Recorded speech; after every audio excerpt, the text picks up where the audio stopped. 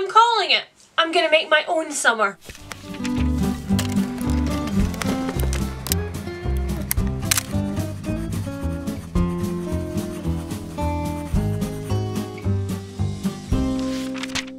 Hi guys, it's Lianne, and I'm over everything. I don't know about you guys, but I'm waiting for the sun. It's May, and that is the month in sunny Scotland that usually actually has heat. But there is no heat to be found, alas, once again thwarted by climate change. I am usually a little winter bean. I like to be cold, I like to be cozy, I like to have blankets. So maybe it's because I've been told that I can't have the heat, and so I want it even more. What I really want, I've discovered, is one of those long childhood summers. You know, the ones where you would be anticipating the last day of school. You were just so excited about everything that you were going to do over the holidays. And for me, absolutely none of that was socialising. Even Little Lianne didn't want to do that, no. What Little Lianne wanted to do was get books, start a new series, and be completely transported into a new world. Little Lianne wanted to spend the whole summer there, getting to know those characters, getting involved in all of their shenanigans, worrying if they were going to die, wishing that she could be a book character herself, and that her annual trip to Blackpool with her parents was actually some way of getting to Narnia. Or like Killigan Island, or whatever it was in the famous five. So when the wonderful people at Books to Door recently got in touch with me, I thought, this is the perfect way to recreate a childhood summer. We're gonna have ice cream, we're gonna stay up late, and we're gonna read some new series. So let's choose some new adventures, shall we? Alright, so here is the section that Books to Door have given me to choose some new series from, and I'm gonna have a quick scroll. We've got The Maze Runner, some Holly Jackson. Oh! I have already spotted a potential candidate. So here we have A Discovery of Witches by Deborah Harkness. This is a series that I have long had almost on my TBR, and there's just something that has always stopped me from picking up the books, and I think it's because they're quite polarizing books. Some people seem to absolutely adore them, and other people are like, never read these, they are terrible. But that is exactly the experience that I recently had with The Bone Season by Samantha Shannon. Loads of people have a similar opinion about that series, and I really loved it. So maybe it's time that we delved into this and gave it a shot. I also really love that this page shows you that all of the covers match, because that is a large issue with buying a whole series online. Okay, back to scrolling. Oh wow, alright, so we have the whole Shadow and Bone set and all of the Cassandra Clare Mortal Instruments books. Hitchhiker's Guide. Ooh! I have spotted a series that I have looked at on tables in bookstores for such a long time. This is a Murder Most Ladylike, which is a kind of middle grade YA, like very early YA I would say, series about some friends who solve murder mysteries, I believe in the Victorian period. How many books are in this? Okay, there's 8 books in this. I feel like younger Lianne would absolutely have grabbed the opportunity to have 8 books in a series to run through on a summer vacation. Oh, look at the titles. Cream Buns and Crime, Jolly Foul Play, First Class Murder. This is very gateway to Poirot and murder mystery, and then eventually thriller early Lianne. I think we're definitely going to have to go for this set. Okay, so I'm seeing more thrillery things appearing. The Girl in the Spider's Web. Everybody wants me to read that series. And oh, okay. We've got Killing Eve, the 3-book series. Now, I, like absolutely everybody else who is a sensible human, am obsessed with Sandra Oh. Absolutely obsessed, and that is why I ended up watching Killing Eve. I was really just looking for my like Christina fix from Grey's Anatomy, and actually she's not that different from Christina in a lot of aspects, but it's like if Christina chased murderers, and I love that. So this set has Villanelle, No Tomorrow and Die For Me, which are apparently a completed series of the Villanelle novels. Okay, we're gonna do it. We're gonna take the Villanelle novels. So I have just placed my order, and I will be back with you very soon with an unboxing. Let's hope they don't take too long, because I would like summer to happen now.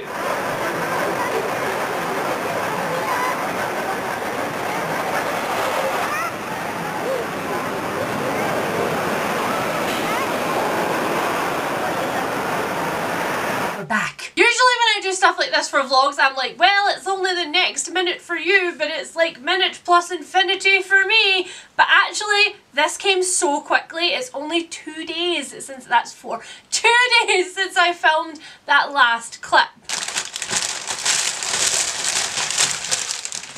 If you ever want to get shrink wrap off of anything, ask a book lover in your life, because they've worked out how to do it perfectly without harming the goodies. Okay, so we've got Codename Villanelle, then we have No Tomorrow, and then we have Die For Me, somewhat ominously named. These are a lot smaller than I actually thought they would be from the website, but I guess I didn't look at the video for these ones. Okay, next up, alright, we've got the Discovery of Witches series. So these books are significantly larger than the Codename Villanelle novels. And younger Lianne, if she'd spotted this series on a shelf, I absolutely would have gravitated to this. Although, do you remember the superpower of childhood where you could sit down and read like a 600-page book in a day and it didn't matter because you didn't need to eat or sleep or be beholden to anybody else, you could just read the book? I miss those days. This is very satisfying. Younger Lianne would absolutely have thrown herself at this series. Anything with murder in it, to be honest, younger Lianne would have been quite happy with. Okay, so the one thing that I will note about this one is that on the website it listed Cream Buns and Crime as being the first book. So are these out of order? Let me look on Goodreads. Oh yeah, okay, this is massively out of order. This is book 1, this is 2, and this is 3, and this is 4. So I'm hoping that somewhere on the backs of these books that they tell me which order this series goes in, because younger Lianne didn't have Goodreads, and younger Lianne's like parents would not be the type to go to a bookseller and be like, which order do these books come in? And so younger Lianne would have just had to work it out herself, and that would have been a little bit sad. So now the question is where to start. The real question is, how precarious is this stack and how long can I hold it up for? We're recreating Little Lianne's summer here. Let's do her justice. Oh my god, now let's put these down immediately.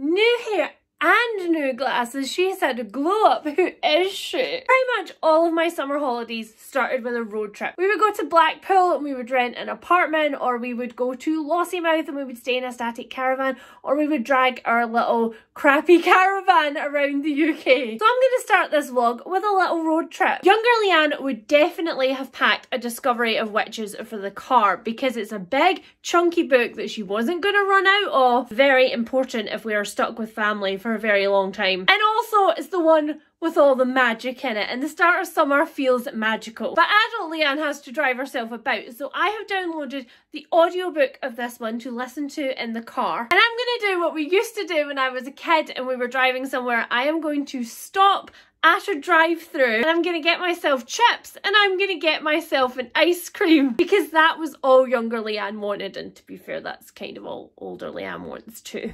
Honestly, it's kind of like every British summer I have ever seen. People running from the rain and a massive queue to go to the McDonald's. Adult Lianne has a problem that little Lianne didn't though, because adult Lianne doesn't like melted ice cream. So adult Lianne is going to have to eat the ice cream first. Oops. I mean, realistically, dessert first would have been something that little Lianne would have been delighted with. So let's just go with that.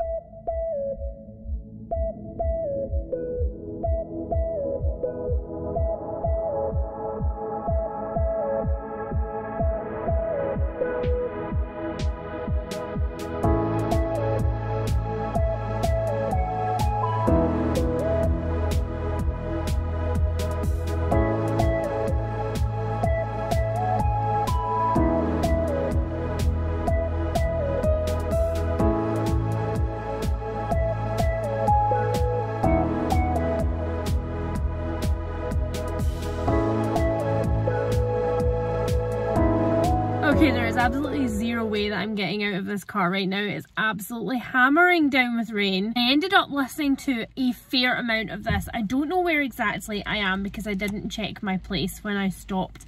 But I'm a fair ways through and I am absolutely in love with it. I don't know what's happening with me recently. I seem to be picking up all of these hyped books with really polar opposite opinions and ending up really loving them, but whatever this good streak is that I'm on, I will take it. Our main character is a witch who has decided that she will not use her powers because her parents died and magic has a bad taste for her now. She's an academic and it doesn't make her feel good that she's able to use foresight and things like that to get good grades. She requests a stack of old books and one of the books that ends up in her stack is not a book that she asked for, but instead a book that has been called to her. And I think she may have just met the other main character in this series who may or may not be the love interest. I think I've essentially just met the two people who are on this TV tie-in edition. You can kind of see where some of the criticisms for this one are coming from already.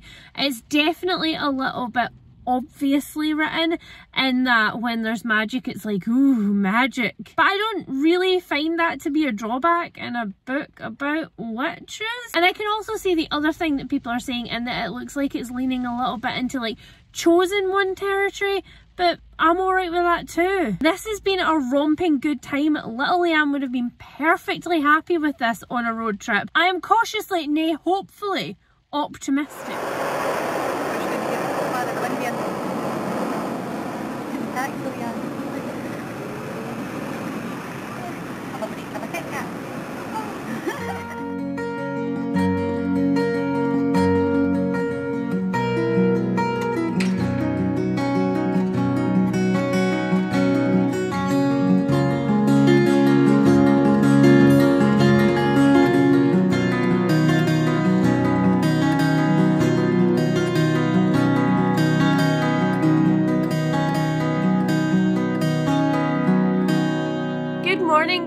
From me, my croaky voice and my paint samples over there. You know, as fake holidays go, this one has not started out too shabbily. This would technically be the first full day of holiday for Little Lianne, and I feel like this amount of book is kind of pretty exact. I listened to a ton of this last night. Exactly true to Little Lianne. I've dived in head first. I am now completely consumed in the world. I want to know all of the lore. This is such a serious fandom at this point that I want to know everything before anybody spoils anything for me. For sprints tonight, I'm going to have to tell everybody that I'm reading a secret book because, like I say, I don't want any spoilers. And if I show anybody this, they're absolutely going to know that I am doing it for a vlog or an experiment, and I want to keep this completely secret. Oh, and this morning when I told Kirsty that I was reading this book, because all of my friends get to know about my special projects, I can't keep that stuff inside. She was like, what is wrong with you? It is essentially Twilight for grown-ups, and you know what? I can't refute that comparison. It basically is, and maybe that's why I like it so much. Maybe this is my Twilight.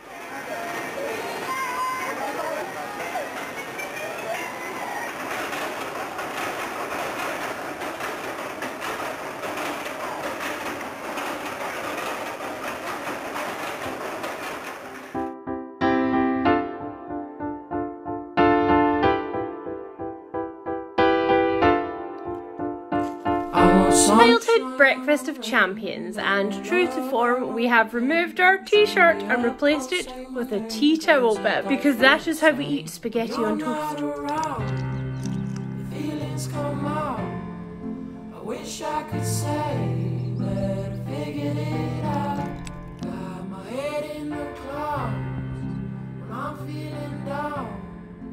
Now that I know I figured this out. Well, hello there! Sprints last night were very successful, and I have to admit that I have spent most of today listening to Discovery of Witches. I really do think that the reason that people have ended up not enjoying this one is because of their expectations. This is very much a paranormal romance book between a witch and a vampire with all of the traditional associated complications. And I think if you were going into this looking for more of like an urban fantasy or a witchy adventure novel, then you were definitely not going to get what you were looking for. For me, the writing is nicely pacey. We've gone from Diana's point of view to Matthew's and now back to Diana's, which I really, really enjoyed. Very, very Oxfordy. There's a lot of descriptions of the library. There's a lot of descriptions of all of the like trappings of academia, and I guess you could say it definitely does have one foot in dark academia. I think this one was written in like 2011, and there's like an openly gay character and definitely quite a lot of sort of undercurrent discussion of the fact that being queer also labels you as different, as well as being demons and vampires and witches in this world, and that none of those things are unacceptable or weird. They are just different, and I quite like that. Little Lianne was a one book reader. She read one book from cover to cover and she picked up nothing else. But older Lianne is going to pick up this one, because realistically on day 2 of the holiday I would have gone to a bookshop and I would have been allowed to pick up books. Generally my mum liked it if I picked up a series, I think because she was brought up with Famous Five, and so she always had another book with those characters to go on to, and she thought that that was good for me for whatever reason, but it also really worked for me. Now my initial supposition about this book was kind of right. It's definitely murder mysteries, it's definitely historical, but I don't think it's Victorian. I think we're more like 20s or 40s. I'll know better once I get in. And it is set in a girls' boarding school and it's very typically English. So to start with, we've got this absolutely amazing map of the Deep Dean School. I love maps of places, like houses or schools or big mansions, rather than just like fantasy lands where you usually get a map. And then we have got this. So we've got the girls, third formers, first formers, second formers, fifth, blah, blah, blah, blah, blah. And then big girls and head girls. So this says to me maybe 40s. Oh look, there we go. Begun Tuesday the 30th of October 1934. Okay, so we were midway between my two guesses. I looked up the author of this one on Goodreads today because this one was giving me vibes, and I was right. The author is an absolute fan of Agatha Christie and wanted to be Poirot when she grew up, which makes me very happy. I'm also very aware that there is a person in the car next to me who has been staring at me for the last 10 minutes. Let's get stuck into this one so that they can, you know, go have their lunch or something. Lost and found, that's what we are. City lights in plastic cars, tiny people, giant stars. We don't care about what we find, we just need each other's time. Young and reckless by design, I find my peace of mind. 'Cause I don't wanna keep on waiting till our patience fading. I'm recreating all the memories. I honestly thought that this one was going to be sort of like Agatha Christie, but middle grade, and also that very sort of funny tongue-in-cheek tone that writers seem to have when they look at like the 30s or the 40s as a contemporary writer, where there's quite snappy dialogue and it's very tongue-in-cheek with all the terms that they used at the time and the slang and stuff. But this is kind of not that. So we're following Hazel Wong and Daisy Wells, and Daisy is very sort of the quintessential, exactly what you want in a girl's schoolgirl. She has blonde hair, she has blue eyes, she's athletic, she fits in with everybody, she's everybody's friend, she doesn't have any problems being at the school. But then Hazel, who's writing this, says that actually that is only who Daisy is on the outside. That's who Daisy is to everybody else, but to her, Daisy is not a jovial, bouncy person at all. But you don't get to see that because that's Daisy on the inside, and that's only for Hazel. Then there's Hazel, who has this like jokey, jovial, sort of quite bouncy tone, but who is very clear that she sees herself as like Watson and not Sherlock, never Sherlock, never the type of person who's a heroine and who things actually happen to. And then you start to see that like Hazel's humour is self-deprecating because she's hiding the fact that she doesn't fit in. She's fat. She tries to make herself pleasing, but also very quiet, and she tries to be behind Daisy at all points. But the fact that neither of them actually fit in is why the two of them have come together and formed this detective agency. And the first chapter after that deals with suicide.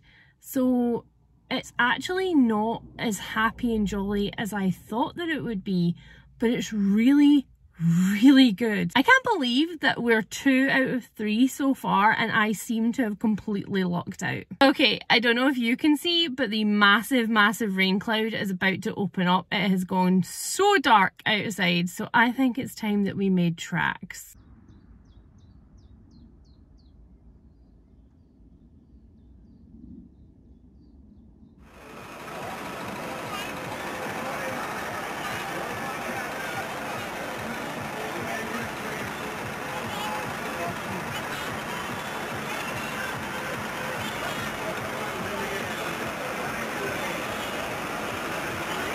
Hello. Welcome to the recreation of Little Lianne's staying up at night late to read routine. See, weirdly, Little Lianne grew up in the 90s, and in the 90s we had an awful lot of freedom. But the one thing that my parents were not really freedomy about was bedtime.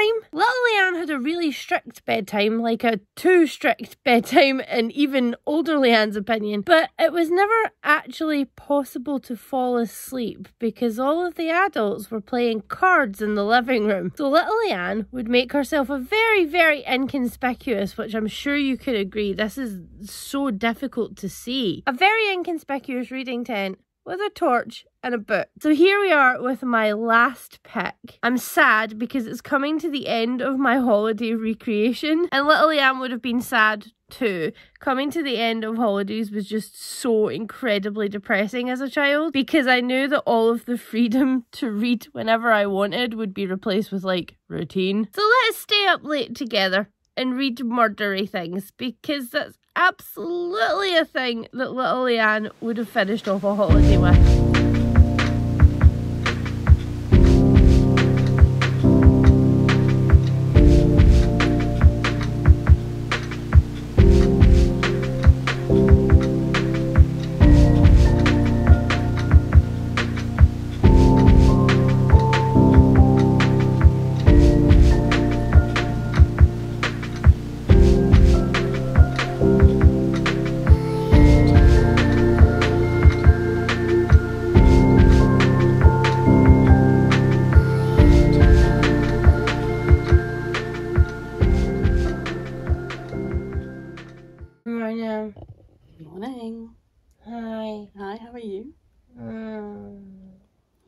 How late did you go up? Did you sleep nice? I slept okay, yes. I did not sleep. Apparently. Did you have enough covers while I was tenting? No. Good job it's warm. Okay, not gonna lie, older Lianne does not have the stamina of younger Lianne. I stayed up quite late, quite a lot late, and this book is in its entirety, let's see, 217 pages. But I don't know, I think there's a kind of weird thing that my brain did where I was like, oh, we're staying up super late, oh, can we finish it? And while 217 pages staying on sprints or something would probably have been completely doable, 217 pages to an overtired, overexcited, and the sugar's wearing off Big Lianne was apparently too many pages. So I ended up getting to 167, and I have thoughts very definitely written by a man. And when I looked for a bio of Luke Jennings, who is the author of this series, it says that he is a London-based journalist, and that makes perfect sense to me because it does feel very journalisty. Conversations are very sparse, and the whole thing kind of leans on like short, sharp, snappy sentences to get you through. Of course, Villanelle is very interesting and mysterious, and you want to find out why she is and what she's doing, but it definitely isn't quite as gripping as the show, which is interesting because I will usually do everything I can to read everything before I watch a show, which is why I'm the only person in the world who hasn't seen Shadow and Bone. Hi. Hi. Your grace is my defense. Your kindness calls me friend. Your love will never end. You're good to me. good to me. Your word is always true. My hope is found in you. Each day your mercies know you're good to me. You're good to me. Happy birthday to Gaggy. Okay. Gaggy. Hi guys! So it is the day after my holiday experiment has ended and I had the most fun. I definitely need to do this again at some point. I should maybe recreate this every summer for a couple of days. Helen and I also played board games, we made a cake, and we did a bunch of other really nostalgic things that I used to do on my childhood holidays. And I hope you've enjoyed all of the little nostalgia cam clips. Let's have a summary of how I felt about the books at the end. If I was going to rank them purely by enjoyment, I would leave them in their original order. So Discovery of Witches, I completely fell for. It's angsty, it's romancy, it's paranormal. It has all of the kind of like witchy tropes that I really enjoy. And I really liked the way that demons were used. That was a really new thing in this book. It went a few places that I was absolutely not expecting. I was quite shocked. Weirdly, despite my enjoyment, this is one of those books where I think I enjoy one half of the romance pair and all of the side characters more than the main character, but I'm totally okay with that. It was a great ride and I will absolutely continue on with the series. Next up, I would definitely put Murder Most Unladylike by Robin Stevens. This was fabulous. I loved both of the characters. I did not expect to feel quite as devoted to them as I am. It was just so weirdly nostalgic. It was kind of like reading an Enid Blyton book crossed with an Agatha Christie book written by a modern author, but it was just great. I will absolutely be continuing on with this series. I think I'm going to try and space them out so that book 4, which is like Mistletoe and Murder or something like that, I can actually read over Christmas, because that's the thing that Little Lianne would never have done. She would never have read a Christmas edition of anything at any other time than Christmas. She literally would have waited the whole year to do that. And finally, we've got Killing Eve. Don't get me wrong, I did enjoy my reading experience of this book and I will finish them, but I will only finish them because they are so short. The length of all 3 of these would make up to like one traditional slightly long thriller book. That's definitely to their merit because I don't think that the author's style could sustain anything longer for me. Everything's a little bit too sparse. I came to really hate the way that Eve Polastri was portrayed. She is Sandra Oh's character from the series and I really didn't like her. She's really pigeonholed and backed into a corner into being a really horrible person. Like everybody treats her as if the things that she wants and the stuff that she's doing is really stupid. Like she should be paying more time and attention to her family and not chasing down an international assassin. There were some bits that read very kind of like we're reaching for Silence of the Lambs but not quite getting there in terms of like the way that Eve and Villanelle play off each other. So I guess if you're looking for my opinion, I would say watch the show rather than read the books,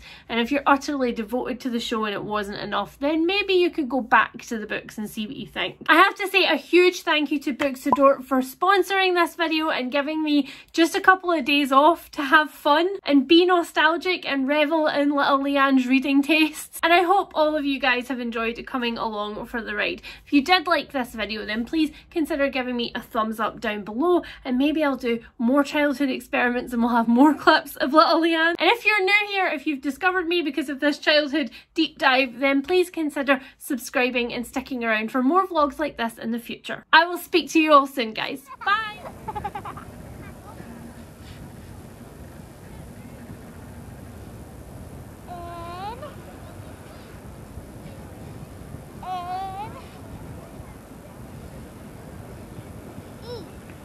Right, let me see your name. Oh, look at that, Lianne's name written in black pool sand. Wait a minute! Wait a minute!